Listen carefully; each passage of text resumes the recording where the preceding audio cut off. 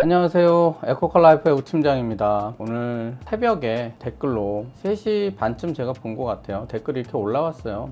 그래서 그거에 대해서 답변 드리고, 우리가 예약 후에 해야 할 일들 해가지고 이제 보조금을 받을 확률 높이는 방법 관련돼서 말씀드리려고 제가 카메라를 좀 켰어요. 근데 그런 댓글을 한번 읽어보자면, 이제 저는 소식을 좀 늦게 알아서 7일 새벽에 예약을 했는데, 저희가 방송 올라간 게 14일인가 그렇죠. 근데 예약을 했는데 차를 빨리 받고 싶어요. 차 제작도 안 들어갔겠지만 네, 보조금 다 털릴 것 같아요. 네, 유유.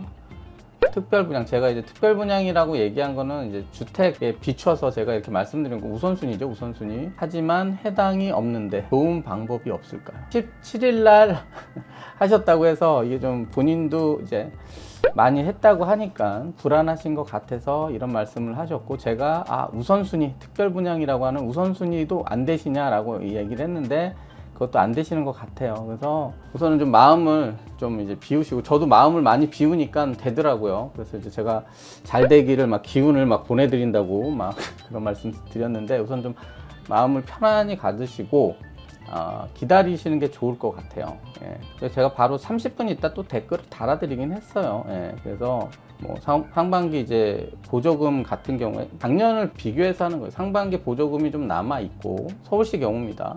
그리고 하반기에 그만큼 수요가 되고, 그리고 우선순위 특별 분양이 해당되시는 분은 서류를 준비하셔가지고 집어넣으시면 돼요. 그 다음에 그럼 빨리 받으실 수 있으니까. 그리고 추경까지 있다고 합니다. 추경까지 있으니까 올해 또 마음 비우시고 그러면 또 받으실 수도 있다. 그리고 오늘 예약하신 분도 계세요. 예, 오늘 뭐 감사하게도 이제 추천해 주신 분이 계신데, 그것도 이제 제가 말씀을 사실 드렸어요. 지금 제가 이제 그 특별 분양이라고 얘기했던, 예약하고 해야 할 일들, 뭐 해야 할 일들이 다른 게 아니에요. 지금 저는 서류를 준비하자, 이거에 대해서 그냥 제가 관공서에 문의하세요 라고 얘기했는데, 우선순위입니다, 정확하게 표현은. 근데 이제 제가 특별 분양, 그러니까 좀 더 빨리 와닿으실 수 있기 때문에 주택에 비교해 가지고 말씀을 드렸어요.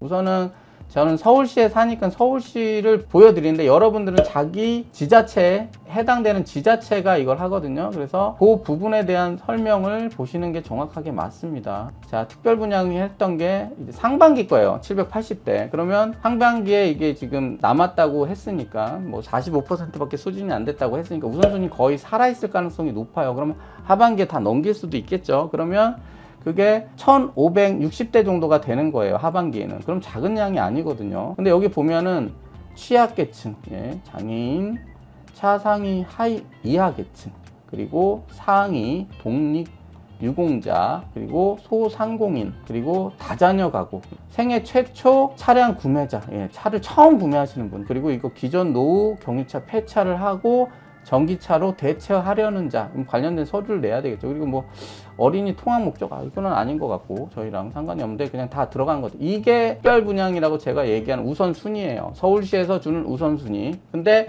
여러분이 안양이다 그러면 안양시에서 하는 걸 보셔야 돼요. 지자체가 하시는 걸. 이제 여기 보시면 보이시나요? 이제 2023년 전기 자동차 민간 보급 사업 변경 공고 해가지고 요번 2023년도에 이렇게 하겠다. EV.5R.KR 들어가시면 그거 관련된 부분들이 다 나와요. 지자체 어디냐.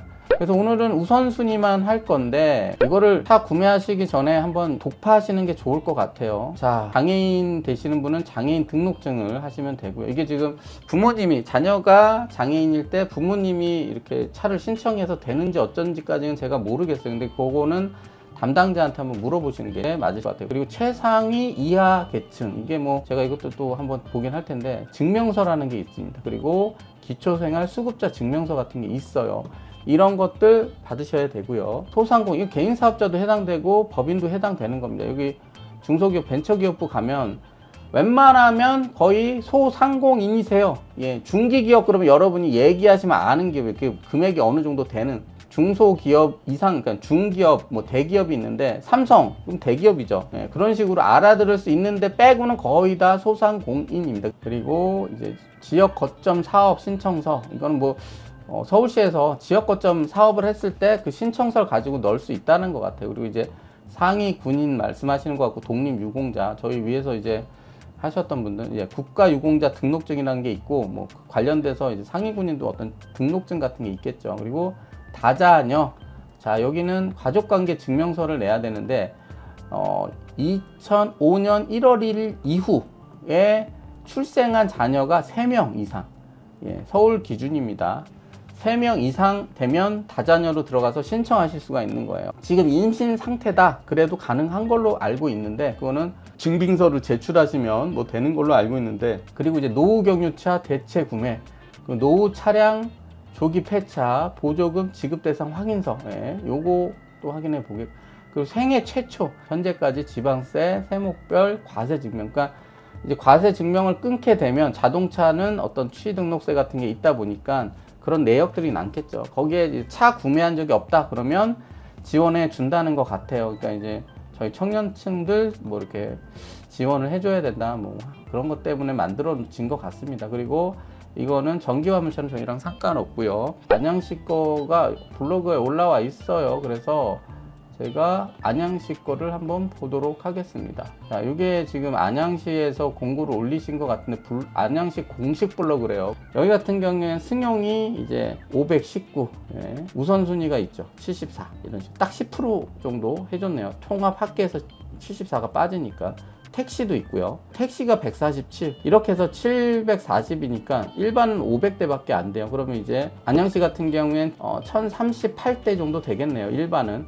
거기서 이제 74대니까, 그리고 곱하기를 하게 되면 148대 되는 거니까 작은 차는 아니에요. 15% 정도 되니까 우선은 요렇고요. 여기 보면 우선순위가 나오는데 거의 비슷해요. 이번 거는. 근데 이제 제가 보고 싶은 건 뭐냐면, 우선순위 대상인데 관련된 서류예요. 다자녀가 아까 서울시 같은 경우에는 3명이란 말이에요. 3명 어찌됐든. 근데 여기는 2명 이상으로 돼 있어요. 와, 그럼 내가 안양시에 살고 그럼 2명? 괜찮네, 이런 생각 하실 수 있잖아요. 안양시는 2명입니다. 그럼 우선순위입니다. 그러니까 이거는 좀 상황마다 틀리다. 저도 이거 보고 알았어요. 예.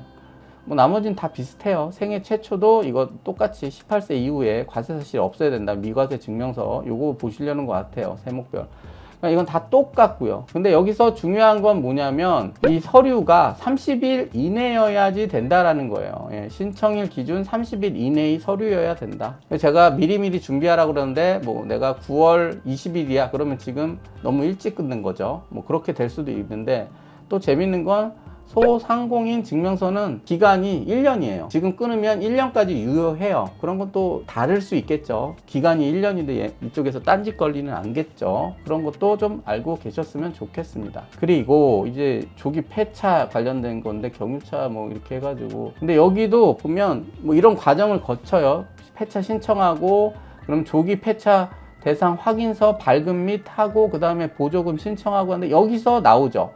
이게 얼마나 신청하고 얼마나 걸리는지 잘 모르겠어요. 저도 해본 적이 없어서 갖고는 있었다가 팔아본 적은 있는데 폐차는 안 시켜봤거든요. 그러니까 요것도 기간이 얼마나 되는지 확인하셔서 30일 이내만 된다고 하니까, 막 한 2달 전에 폐차했어. 그거 갖다 밀면 서울시에서 받아줄 수도 있고 안 받아줄 수도 있겠죠. 안 받아줄 가능성이 높죠. 공문에 그렇게 돼 있으니까. 그래서 이것도 확인을 해보셔야 되는데, 그러면 또 그런 생각을 하실 수 있겠죠. 아, 나는 올해 받고 싶은데, 그러면 중고차를 하나 사야겠다. 지인이 경유차 갖고 폐차 이제 노후차로 해가지고 할 수 있는 게 있다. 그래서 지금 받으셔가지고 처리하시겠다라고 하시는 분들, 이거 지원금이 있기 때문에, 보조금 폐차하면 지원금이 있어요. 소요기간 중에 6개월 이상 가지고 계셔야 돼요. 그러니까 이것도 안 돼요. 그러니까 이것도 말씀드리는 거예요. 이제 6개월 이상 보유하시고 계셔야 돼요. 연속 등록된 차량. 지역에서 또 인천에서 5개월 전에 서울로 옮겼어요, 차를. 그러면 안 된다는 얘기예요. 신청 지역이 같아야 돼요. 서울 차를 뭐 그런 이런 보조금 문제가 있어요. 왜냐면 인천시에서 계속 굴리다가 서울시에 와가지고 보조금 타먹는 거를 서울시에서 싫어하는 것 같아요. 그런 것 때문에 다 만들어 놓은 겁니다. 그러니까 이런 거 다 보시고 움직이셔야 돼요. 그래서 제가 자꾸 다운받아서 자기 지자체, 인천 여기 다자녀 틀리다고 말씀드렸죠. 요거까지만 우선은 하겠고요. 제가 이제 하면서도 언급은 하긴 했는데 마음에 걸리는 게 좀 있어요. 그게 뭐냐면 취약계층 여기 주의하라고 한 거예요. 그리고 이제 장애인이나 최상위 이하계층, 그리고 상위, 그리고 독립유공자, 소상공인 등이 자동차를 구입했을 때 차량 가액에 따라서 받던 연금을 못 받으실 수가 있다고 합니다. 예. 수급 기준에 충족하지 못할 수 있다고 합니다. 그리고 임대주택 입주 자격도 탈락할 수 있습니다. 그래서 이런 부분에 대해서 제가 짧게나마 찾아봤어요, 어제. 다른 건 잘 모르겠고, 이제 기초노령연금이라고 있으시더라고요. 기초노령연금이 있는데, 복지 서비스인데, 이제 기초연금인데, 만 65세 이상인 분들이 이제 자산 조사를 한 후에 소득과 재산이 적으신 하위 70% 어르신들한테 지급하는 거예요. 뭐 제가 알기로는 32만 원이라고 어디서 본 것 같은데, 노령 기초연금이고 65세 정도 되셔야 되고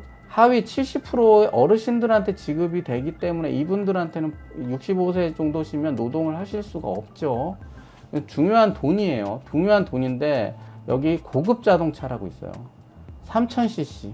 3000cc니까 해당이 안 되겠죠. 3000cc는 아니니까 전기차는. 근데 이거 뭐지? 4천만 원 이상.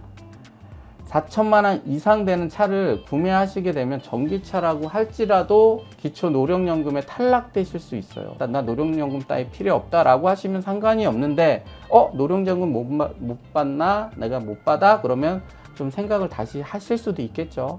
그래서 말씀드리는 겁니다.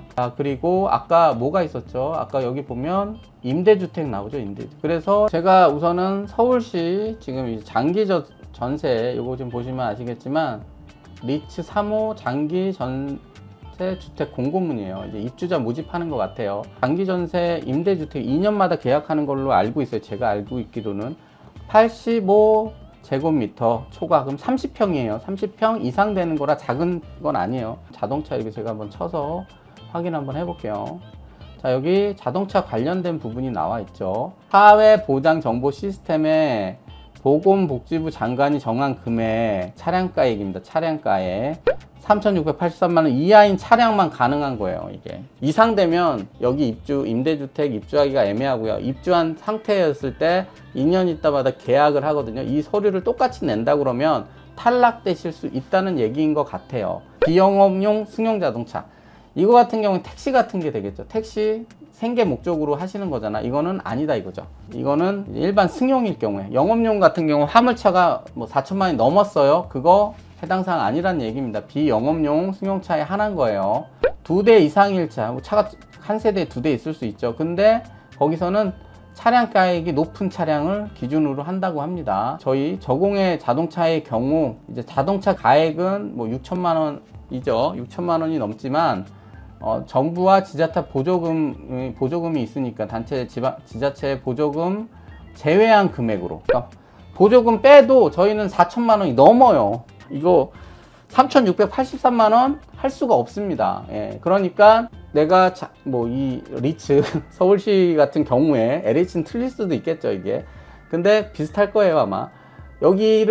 집을 여기 들어갈 계획으로 짜고 모델하의 RWD를 구매하시면 탈락되시는 거고, 여기에 들어가신 이후에 4천만 원짜리 이상, 3,683만 원짜리 이상 되는 차를 사시면 보조금 빼더라도 여기 사시면 2년 뒤에 재계약이 안 될 가능성이 높아요. 왜냐면 그때마다 계약할 때마다 서류를 넣어야 되니까 그분 좀 이해를 해 주셔야 될 것 같아요. 그래서 아까 말씀드렸던 사전에 관계기관에 문의를 해달라고 하는 거, 예, 그걸 꼭 확인을 하셨으면 좋겠어요.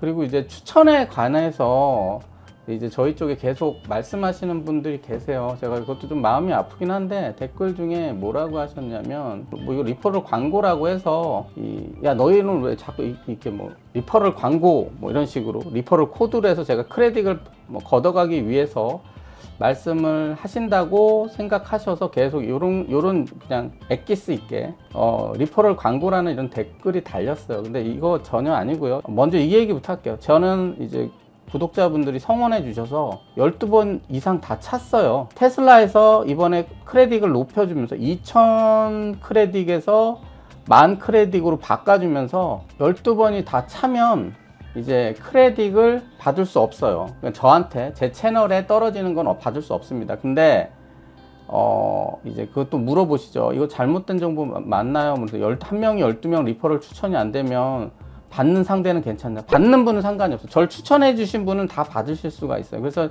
제가 지금도 리퍼럴 코드 계속 강조하는 게 뭐냐면, 전에는 테슬라 쇼핑몰에서 살 수 있는 뭐 크레딧, 그리고 뭐 충전도 있겠죠. 슈퍼차저. 그거밖에 없었어요.